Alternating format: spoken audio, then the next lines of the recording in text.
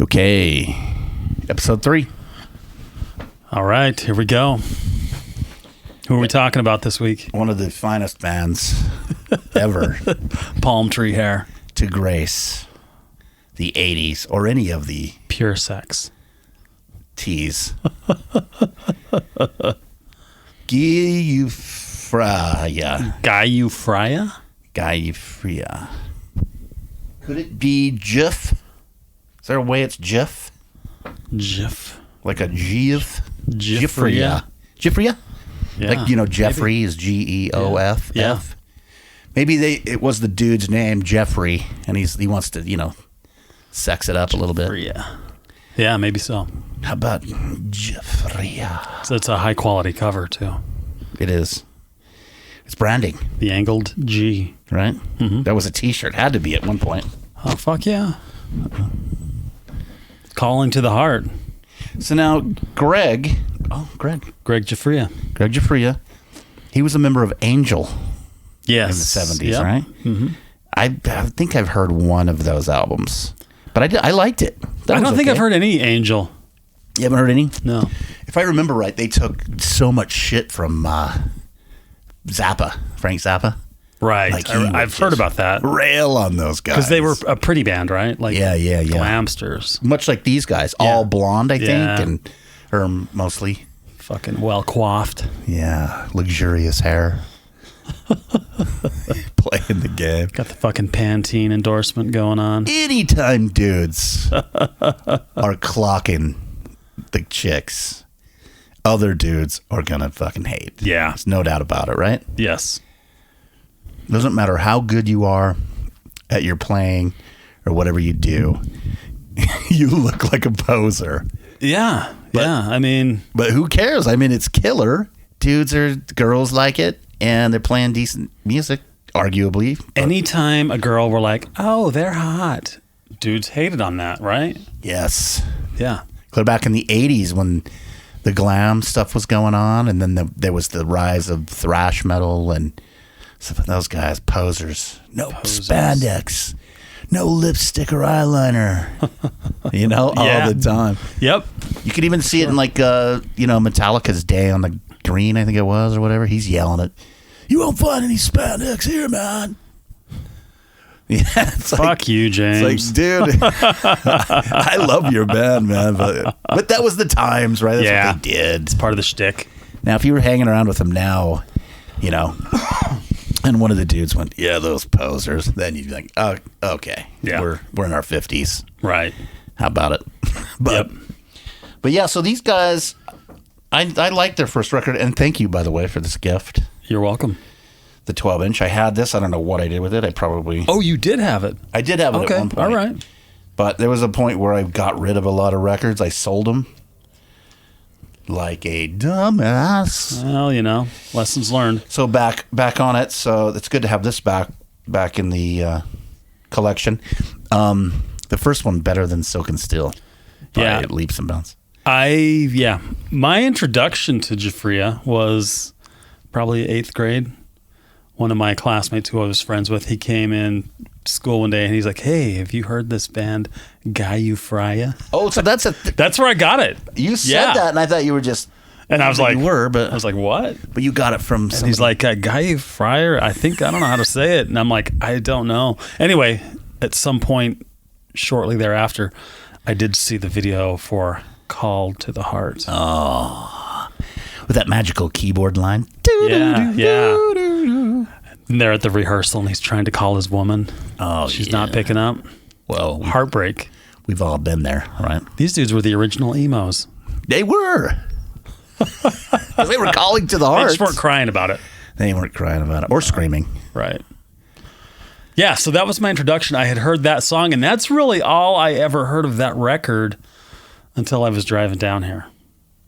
I decided, since we were going to talk about them, I better get into the spirit of Giuffria.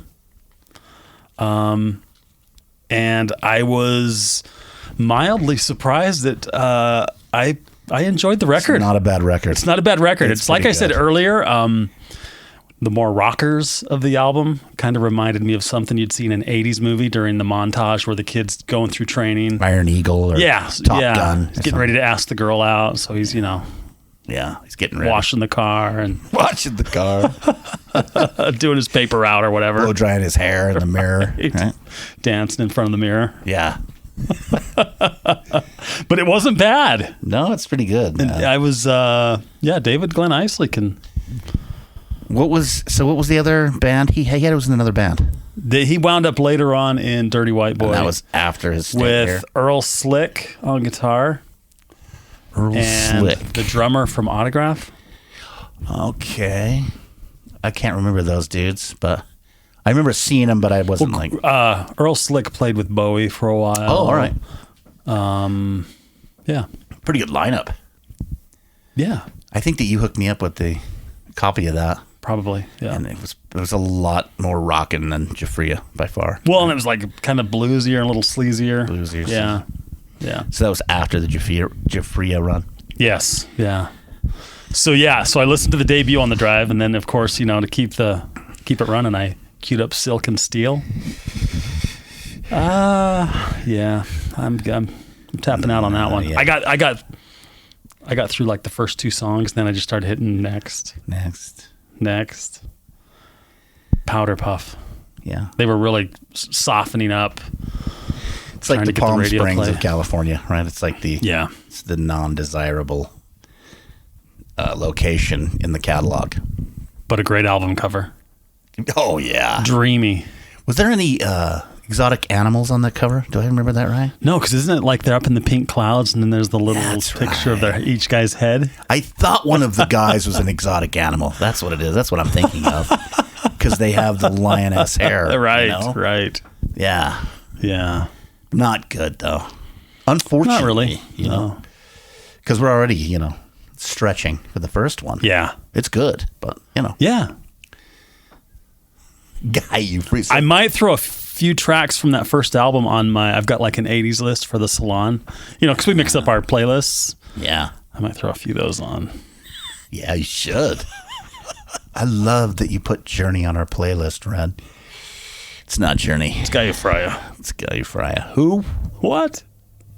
I told you when I showed that girl at the salon the picture of them in their tuxedos. Yeah. Fucking feathered hair. She's like, what? And I said, come on. That was your dad's high school prom photo, Yeah, exactly. Or your uncle's or someone in the late 80s. Yeah. So. That's so funny, man. Yeah, man. Well, that's different, but the same.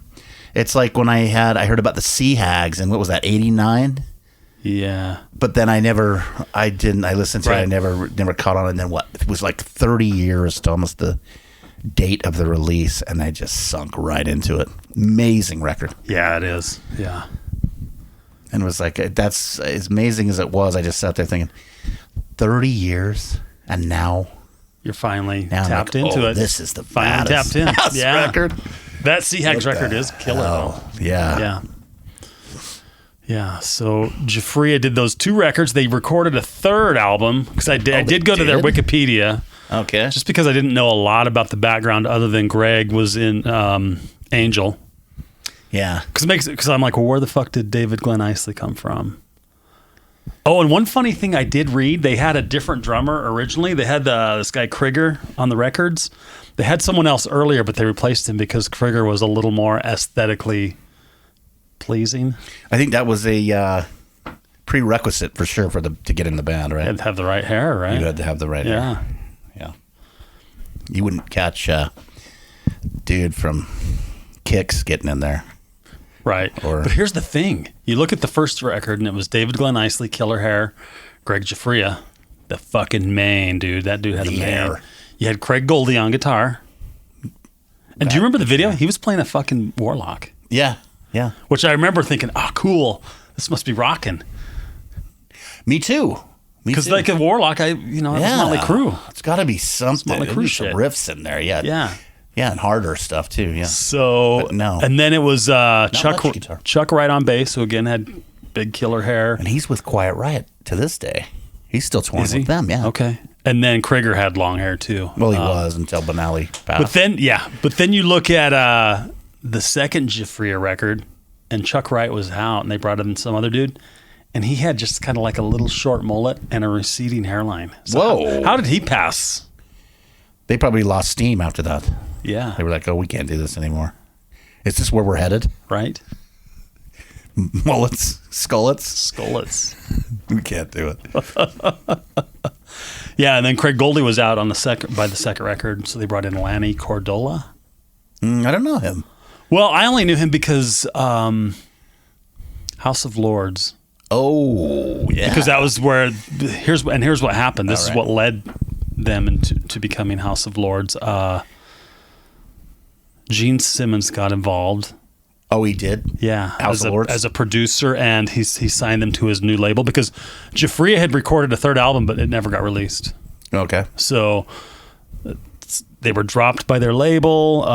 Gene Simmons came in and signed them to Simmons Records, which was like a subsidiary of, I don't remember who, RCA or BMG or someone. Yeah. Anyway, Gene Simmons had two rules, though. He said, you got to replace your singer. In House of Lords? Yes. No, for Giuffria. yeah, so David Glenicey's out, and Okay. Gene Simmons sold him on the name House of Lords. Yeah. I like that name. I didn't mind it. I works. really liked that second House of Lords record, so... And so who was the singer on that? James Christian, and he sounded a lot like Paul Shortino. Did he do anything else? Is that all he's known for? Do you know? I don't know. I don't know. House of Lords was pretty cool. The first one was good. You say the second one is the... Yeah, the first one's pretty good. The second one was my favorite. And then the third, a bunch of the members were... Greg was gone by that time, right? Or No, he was still there for the third, but I think he was they out still made after records that. later, and nobody... They still make records to this day, but the only original guy left is the singer. Oh, okay. Yeah. One of those deals. Yeah. So... I don't know if House of Lords... did they ever have a single or anything? I can't even remember. They had one. It was kind of. I think it was kind of a minor hit. It was that cover of "Can't Find My Way Home" by Blind Faith. I don't know if I ever heard it. It's pretty majestic. Is it? Yeah. Well, much in the vein of everything Guy else they've done. Right. Right? I didn't know Gene Simmons was involved. Yeah, I remember he was trying to become like the big record mogul guy in the late '80s. So. Yeah, because he developed Easy-O, which I love. Right. And he also got involved Keel, with Black and Blue. Black and Blue, yeah. And Did he work with Keel? Yeah, I believe so, yeah. Do you remember when he did Simmons Magazine? This would have been in the No. '90s. No, he did his own magazine? Yeah, it's called Tongue, I think. Oh, no. It probably only got to 4 or 5 issues. Was it all dudes and bands? Was it? No, it was kind of. I feel like it was trying to be like Maxim magazine. Oh, okay. So And like it some just- bikini girls and stuff like that. Yeah, and a bunch of just like here's nonsense. some aftershave and Just some- here's just some fun, here's some mindless sports bullshit. stuff for guys. Yeah, but it tanked. Much like everything he did besides Kiss, Yeah. except for that Roll and Runaway. And his reality show. That did pretty well. Oh, I forgot he did a reality show. Yeah, that did pretty well. That did, didn't it? Because it was on the heels of the Osbournes, which did really well, right? Yeah. Okay. All right. Those guys were always enigma rock stars. And no, Right. they're just regular guys. Just schleps like the rest of us. Yeah. Got lucky. Yeah. Yeah. That's funny. I forget about that. So Tommy Thayer still plays in Kiss today. Old Black and Blue guitar player. Yeah. Speaking of, I bought this shirt thinking I was getting a vintage Kiss looking shirt online. Yeah. Thought, cool, man. Looked closer. That's fucking Tommy Thayer and Eric. Oh, Singer. it is, huh? It's a cool shirt, though. With the rising sun flag. And I got fucking duped, dude. You couldn't sell. You just thought, oh. Because I went to that Kiss merchandise website and it had like a column for vintage. I'm like, oh, I want to get something cool in vintage. Which this looks cool in vintage. Yeah, it does. Until I opened the fucking package and then I'm like, that's Tommy Thayer's big head. So those of you that can't see this, it's got some Japanese writing on the bottom and the Japanese flag above, which is kind of antiqued and vintaged out. But I think the dupe is they stuck Gene on the left and Paul on the right. So the two middle dudes, you don't really focus on. You just think, oh, that's Ace and Peter, right? Yeah. But if they would have been like Gene Paul, and then you would have went, oh, wait a minute. Probably. Yeah. But it's a cool shirt, dude. It's fine. It is what it is. Nobody's going to know. I remember when my friend would Maybe wear... it's cooler that way. Maybe I'll just be like super Thayer and super Singer. Yeah. Fuck Fraley and Chris, man. What those guys ever do for Kiss? Yeah. Have that argument with a member of the Kiss Army, Right. your local chapter. They'll take you to task for that. Exactly. Yeah, so... But yeah, it's a cool shirt. I mean, when a friend of mine used to wear the black metal shirts, back in the late 90s with the corpse paint and that, people would always, oh, is that Kiss? Oh, Jesus. Of course. So do people really even know who it is? No Not really. idea, right? Yeah. They'll see Gene and go, oh, Kiss. Yeah. They're not going to. That's not the real Ace Frehley. Is that Varg? Yeah. Is that Burzum? But man, yeah, he didn't really as much. He did Wendy O. Williams too. I believe he was behind her solo record. I think that's Wow. right. Yeah. Which wasn't bad. Loved Easy O, man. They didn't take off either. Right. It was a tough go for the Japanese trying to get into the American heavy metal market. Yeah. Loudness didn't really take.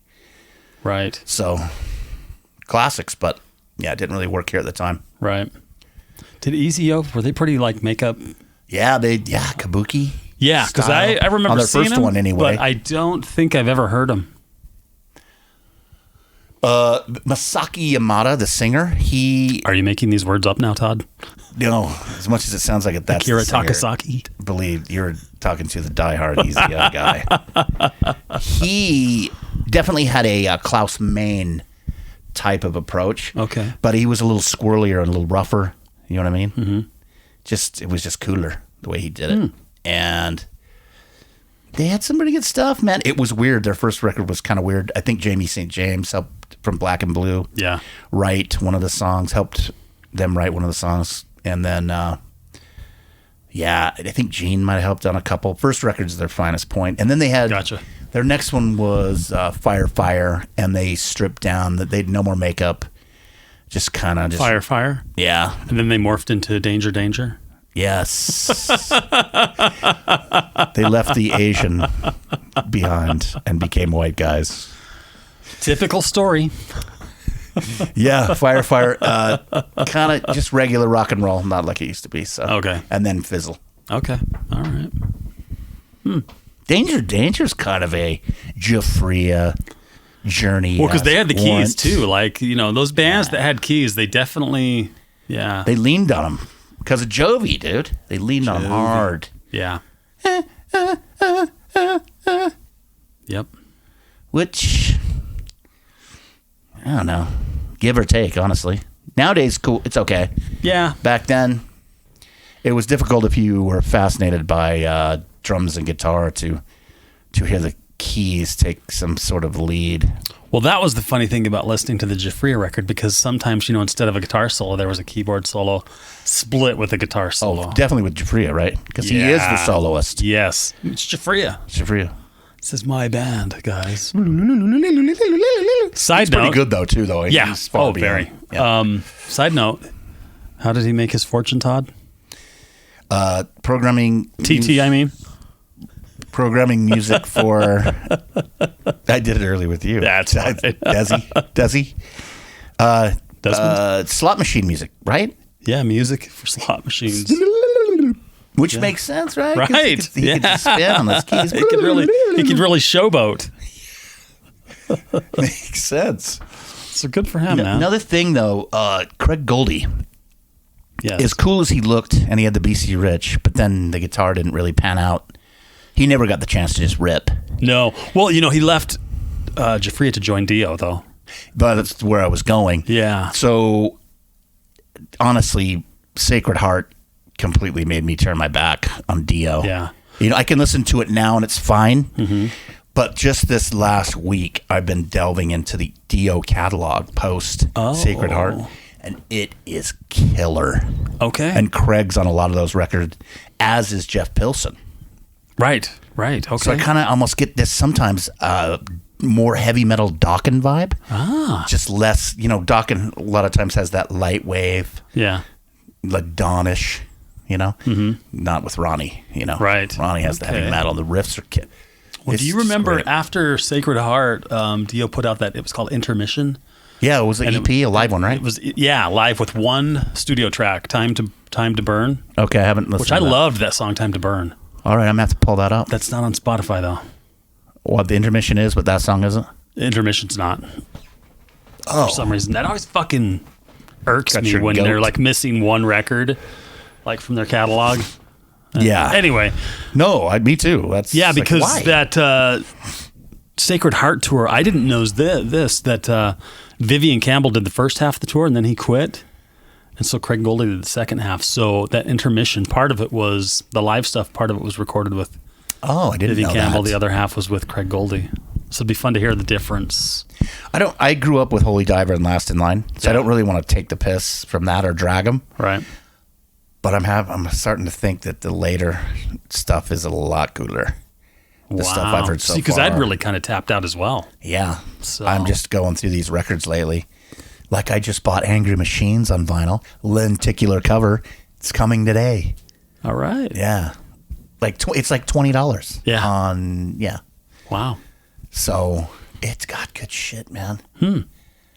Ronnie's is best as he's ever been. Really good heavy metal, good riffs. Yeah. And whoever's playing guitar, I know Craig's in there sometimes, but I think that they have other guys as well. Yeah, there was. But do you remember the Lock Up the Wolves record? Yes. Oh, that cover! I love that cover. But the kid who played guitar on that, I remember he was a young, new hot shot. But sometime after that, he recorded an album with Oni Logan. Really? Called Violet's Demise. That I don't think it ever got released. They got like a deal, but it never got released. Violet's Demise? Yeah. Okay. We are Tangent City today, aren't we? Was it hard, or was it a complete departure from hard rock and roll? I never even got to hear it. I was curious to hear it because I loved Oni Logan. Right. So, that guy is called Murray? His guy? Remember how Maiden has Eddie? Oh, is that right? That dude, I guess, is called Murray. I never knew that. Yeah, been a fan since when? 40 years? Right. So. Oh, okay. So Goldie is 2011 present. Oh, really? His guitar, Rowan Robertson. Wait, that's Dio Disciples, dude. Oh, it is? Whoops. Yeah. Sorry, wrong. How you doing? Scroll up, or. Okay. Goldie guitar. So that was his final lineup. Right. Oh, so Craig, man, he rips if he's on those records I've been listening to, which I assumed he was. Yeah. I mean, but then again, they don't have Pilsen in here, so I would, whatever Pilsen ones I'm. This is Disciples. Let's go here. Yeah. Yeah, Rudy Sars, other members. All right, here we go. And of course, dude, Vinny Appice, I can't say enough. Yeah. I love his drumming. Great dude. drummer, man. He's got the best drag. You know what I mean? Yep. Oh. Yeah. Jimmy Bain. Oh, he died. I was going to say. Yeah. I haven't heard much of him. He was great. He was on the early Dio records, right? Yep. Jakey Lee, no. Vivian Campbell, okay. Holy Diver to Intermission. Right. Rowan Robinson was on Lock Up the Wolves. That was the kid who did the record. That was the guy? Yeah. He's an English player. Oh, Violet's Demise. There you go. Well done, sir. Another one of those pulling it out from the universe. Where is it? There it is. Doug Aldrich. Tracy G. Okay. Okay, that's the cat that I've been really digging on lately because he's on Strange Highways, which I was listening to last night. Oh. And Angry Machines. Man, that guy's good. There's Jeff Pilson. He's on a lot of those. Yeah. I listened to some podcast with him on it, and he never mentioned that he was. Oh, Aldridge is on there? Well, that makes sense. Killing the Dragon. Yep. Yep. That's another one I listened to. So, okay. Aldrich and Tracy G. So that's basically all he's done, right? Swift Kick, Rags, World War III, 8-Ball Cholos. What the? Oh, and looked like he did a little solo stuff too. Yeah. Anyway, yeah. So definitely, that's what I've been listening to lately. Is that cool? The later. The later deal. Don't you think you find it so weird? Once again, it's like that Seag story almost, where I just ignored it. Sacred Heart was just, and then I went back and I tried to listen to Holy Diver again and Last in Line. It just wasn't picking up for me. Okay. So I just went, I don't know why, but it was a distro I was looking at, and there was a couple of those albums that they put out and they sold out really fast. And okay. And I remember thinking, why, man? What's going on? Why are those selling out so fast? So then I started pulling it up and was like, oh yeah, dumbass. Of course he's going to have killer riffs and yeah. You know what I mean? Makes sense, I guess. So it's funny how sometimes there's those bands we just kind of checked out on. Yeah, there's a lot of them. Yeah. But then they've got 2 to 7 albums sitting in there that never even heard. It's the same with Wasp for me. I was tapped out after Inside the Electric Circus just because that album. It's a Sacred Heart, dude. Yeah. It's just like, which I've seen that album get some love. Yeah. So, guess yeah, whenever I'm in a Kiss Unmasked mood, I don't mind hearing it. You just back to back those babies. That's a mood? That's a mood. People get into that? That's self-infliction. Shandy? Come on. Yeah. Garbage. Garbage. What were they going for on that record? I cannot figure it out. Which one? Radio hits? Did they have a radio? I guess they kind of were, huh? They were not really a radio hit band prior to that, so. I didn't listen to it close enough to hear what was going on. I'm going to have to re-listen to it. Yeah. But I'm not sure what they were going for. But that cover photo alone. Yeah. With Blackie and that skin, that spandex like leopard thing or whatever. Yeah, tiger stripe. Kind of maybe he was going in for the, and then they're all going for the, do you remember the psycho? Everything had to be psychos. Yeah. And circus and crazy. Right. Yeah. Asylum. Crazy nights. Right. Crazy nights. Psycho circus. Right. Everywhere it's coming. Inside the Electric Psycho Circus. Yeah. We can one-up them. Psycho Cafe. We're going to have to do a Bang Tango episode. Yeah. I was talking to Dan the other night, and he said, if he did... Daniel? Danny Six? Danny Six, yeah. Oh, Danny okay. Six. Danny Six. And he was saying if he hadn't filled up that show, he had some Bang Tango queued up to go. Oh. Yeah. Which one did he say? He didn't say. He probably would have gone with like the hit. Probably Something Like You. That rips, Still, it's dude. killer, yeah. Love that song. And it's not like it was such a hit that it's... I know. It's a hit in our world. Yeah. So... Yeah, I thought, because when he said that, I thought, we've got to do an episode about Bang Tango. For sure, man. Did you like the live EP they did? Live Injection? Oh, yeah, I had that first. Yeah. Mm-hmm. So good. I think I bought that at House of Music. With the guy? Yeah. Yeah. What does this sound like? Ew, what would he have described that one as? Sounds like UFO and Montrose. Okay. Here, I'll put it on. That sounds nothing like you said. I'll take it. I'll have one, please. Yeah. Yeah, because I had that on cassette initially, and then later I think I got that on CD. I got to dig out my CDs. You got to get the CDs out. We've got to. I've got some fucking You do. gems. Some ones that just were low print and just went bye-bye. Yeah. And were very difficult to get. Yes. Because you brought up many titles that I hadn't heard of, Yeah. Oh, I just got, I was listening to some early Hanoi. And then what's All the Wasted Years? There's the double white version that was re-released. And the seller sent me an offer for like $15. And I was like, I'll take it. Oh, really? Live. It's pretty dirty. Nice. Yeah. So That's gonna cool. be exciting. Michael Monroe was one of the best live frontmen I've ever seen. Yeah. I'm on a Finland tear right now, man. Well, and I saw him. This would have been his later years. So I probably saw him in 2000. Oh, solo, right? Yeah. And they had Dragon from Backyard Babies. Yeah, because Ginger had just left. Dragon's tiny, huh? Yes. And he wears that 335 solo. Fuck he's yeah. just running around. Yeah. Yeah. And he's a good singer, too. Great backup singer. Yeah. Yeah. And who else was in the band? Sammy Yaffa was on bass. Fucking legend. And then the other guitarist was Steve Conte. Okay, yeah.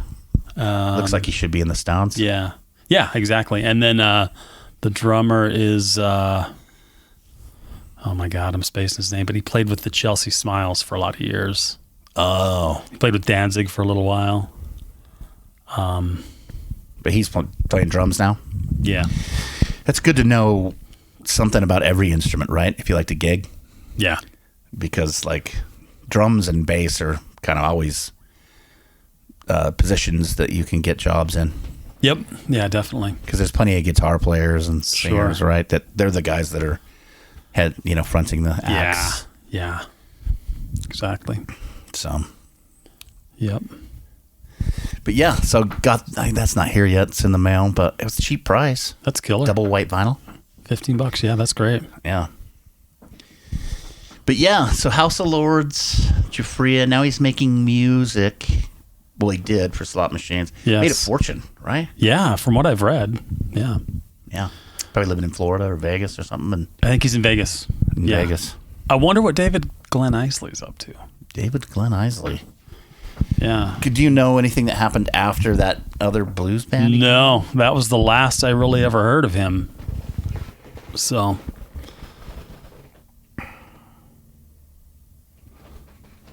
Oh, is that a current picture? Oh, that's 2008. So that's 12 years ago. His hair's still pretty good, man. Yeah. Yeah. He has a good voice, man. He's a good singer. Yeah. Let's see. Oh, AA for San Francisco Giants. Meeting back and forth between games and club gigs. Oh, no shit. He's married to her? Or he was. It said he is.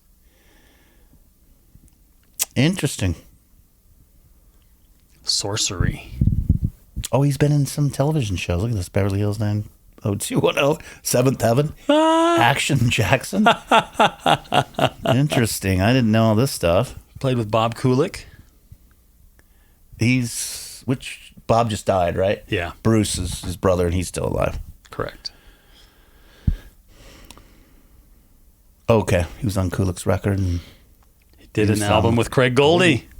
Isley Goldie. Isley Goldie. Blood, Guts, and Games. Not to be, I don't know, but if you see an album called Isley Goldie, it's a very small flag to wave for a very small section of people that would know what. How many people are going to recognize is. that? Put that together, yeah. Does it make sense to make up another name that doesn't make any sense? No. Right. So might as well, right? Yeah. But I wouldn't mind hearing that. Blood, Guts, and Games. But yeah, man. Dude could belt it. He was good. Yeah. And he's 68, man. Shit. Wow. I know. Isn't Steven Tyler like 73? Probably. All those guys. Just like Eddie dying. That was such a trip. I mean, I know he had, the things with cancer and stuff, which eventually took him, but right. It was just like, wow. All those the heroes from my youth. Yep. You know? Man. It's just a trip. For sure. Because Eddie was 65, right? Yeah. Yeah. Which, I mean, that's pretty young, all things considered. Relatively, right? I mean, cancer obviously is a whole that's different thing, but catalyst. But because Aerosmith, I mean, Steven Tyler partied just as hard as Eddie Van Halen did, or any of those guys. So. Yeah, but I wonder if it's the cigarettes. Yeah, Eddie was a smoker for sure, huh? Yeah, chain smoker. Chain smoker. Yep. Yeah, probably. Who knows? Yeah. Who knows? But great catalog of work. Well, he was alive. Yeah, for sure, man. Up until 1984. Oh. No offense. Hagar's fine. You weren't into those dry hump ballads he put out with Hagar? Man, I tried. I hung out with a friend of mine, and he really liked Van Hagar. That was his jam. He liked Van Halen, too. But, man, it's just not the same, dude. My two oldest brothers prefer Hagar over Roth. They prefer it? Yeah. I mean... Okay. I'm just like, what? Yeah. Yeah. Well, I think you prefer Dio Sabbath over Ozzy Sabbath. Yeah. I kind of like them both. Yeah. I can do either. So I'm sure there's that camp, those, Sure. Separations out there too. Yeah. So, but to me, Van Halen just turned into fucking lightweights. Yes, That's not to take away from any of their individual talent, because obviously they were all very talented. And Sammy Hagar's a phenomenal singer. Yeah. But come cool on. guy. Can't Seems like stop a really loving cool you. Can't stop. Why can't this be love? Why can't this be love? How does it feel when it's love? Oh. When it's love. That's the same song. Right now. Ooh. Yeah. Oh. Yeah. It's like getting waterboarded in my ear holes. You know what I mean? Right. It's not good, dude. Painful. Yeah, and that was the radio height popularity. Man, they played the shit out of those on the radio. Yeah, for sure. So, Yeah. Yeah, definitely I like the first, is it 5 records? 6? 1, 2. Do you have them all now? Yes. Good. Got some reissues too. Cool. I have the old ones and the reissues. Oh, wow. You're doing it up, man. I don't have 1984 original. Okay. Only reissue, but then the other ones, and only Diver Down, old one, not reissue. Okay. But the verse 4, original and reissue. All right. Those are the cream of the crop for Right. Van Halen. Yep. But yeah, so we got to do a Bang Tango episode. That might have to be the next one. I'm a big fan. You're a big fan. Yeah. So, all right. All right, man. That's our Giuffria episode. Should we wrap her up? Some Giuffria. So, all right. Killer.